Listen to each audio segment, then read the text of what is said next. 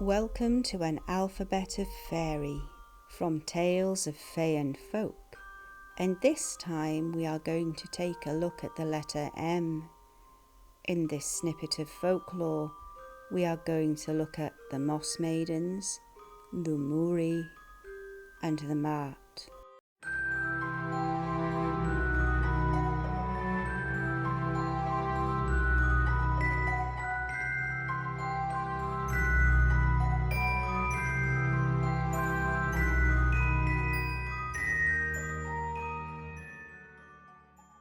The Mahrt is a German nightmare-type fairy who sits on the chests of sleepers causing distress. At this time, the sleeper is said to be Mahrt-ridden. There is a tale of a farm worker who was so plagued by a Mahrt fairy at night that he devised a plan. He asked his best friend to stay in the same room as himself overnight, and once he had fallen asleep and was under attack, the friend was to go to every keyhole and every knot in the wood, or any small gap in the windows or door. He was to block them up. In this way they would catch the fairy and see what on earth it was. And so it happened, just as they had planned, and in the morning, to their surprise, in the room with them was a very beautiful fairy girl. The two friends began to argue about who should claim the fairy for his own, each having fallen in love with her. However, eventually it was agreed that the nightmare sufferer should be the one to take her for his bride. The marriage of the fairy and the farm worker took place, and both seemed very happy for years. However, she would often beg him to show her where the knot in the wood was that had allowed her to enter the room, and each time she asked, he simply refused to tell her. Finally, she begged him, saying she only wanted to see her mother just one last time, and reluctantly, but completely understanding her distress, he agreed. He took her to the place where he had disguised the knothole and pointed it out, and in that very moment, she slipped right through the knothole and was never seen again in that place. Mourie is a localised male fairy of place from Scotland, a water fairy who lives in Lock Maree.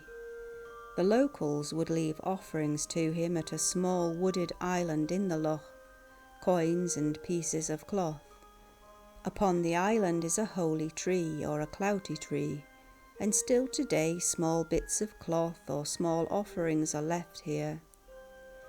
It was told that originally Mourie had been one of the old gods, a god of water and of lakes, associated with Lughnasadh, his main day for an honouring and for offerings being the 25th of August, the same day as early festivities devoted to the god Lugh.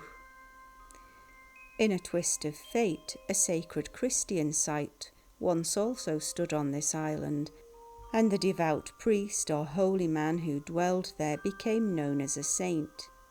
His legendary status blended with the original honouring of the god or fairy Mourie to create Saint Marie, but it was known locally that the god Mourie, the fairy creature, came first, and it was he who dwelled upon the island that was originally known as the Island of the Great King. The Druids also considered this island sacred, and on one end of the loch is found a holy well, or a spring. The god Mourie, the fairy Mourie, must have been very, very powerful indeed.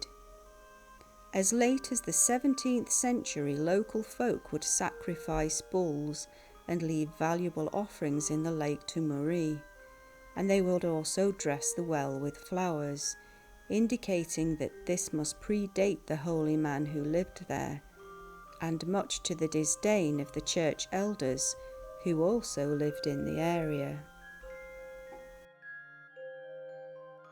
Moss Maidens are magical German fairies of the moss folk, also known throughout most of Central Europe, and it is these who spin the moss that is found within our forests.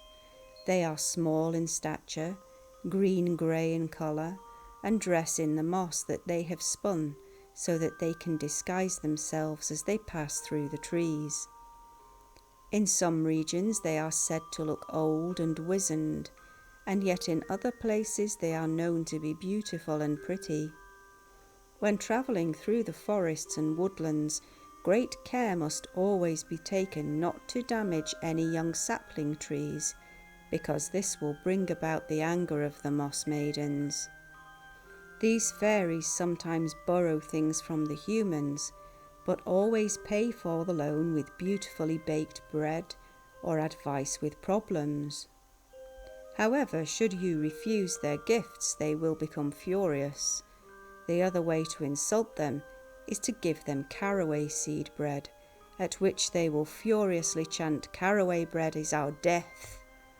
In some folklore it is told that moss maidens will sometimes ask humans for breast milk from new mothers for their own babies, or they may steal human children and leave changelings in their place.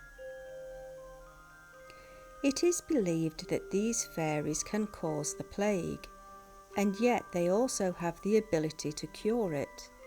Indeed, during epidemics of plague, these woodland fairies would emerge from their forest realms to teach the humans which were the wild herbs and plants that would help heal plague victims and also prevent it in the future.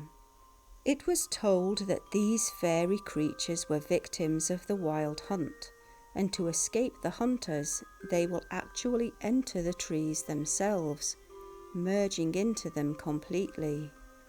Such is their connection to the trees that to peel away bark from one of their specific trees will bring about the death of its moss maiden. They are ruled over by the Shrub Grandmother, who is an ancient old fairy. Her feet are covered in moss. This old fairy is as wild as nature and equally as unpredictable, roaming around the countryside with some of her moss maiden daughters on sacred nights. It is thought an ill thing to meet Shrub Grandmother. She is strange to look at, with tangled, unkempt hair and insane staring eyes. She is sometimes found driving a little wagon cart as she travels, and she is the fear of many children who love to tell frightening stories of her to each other, the thrill of the scary story. Moss maidens have been known to take a liking to some humans, and these they will bless with their healing arts, as they know all of the secret remedies of the plants that are found in the forest. It is these fairies that help crops to grow and mature into ripeness, and who will turn the crops golden as they become ready for harvest. The moss maidens raise their fairy children in the trees, spinning the small bunches of moss we find that hang from the branches, and this is what they use for their babies' cribs. I hope you have enjoyed this time's telling of tales. Once again, dear friends, take care, brightest of blessings, and remember, don't play with the fairy folk, or you may end up in one of my folk tales yourself.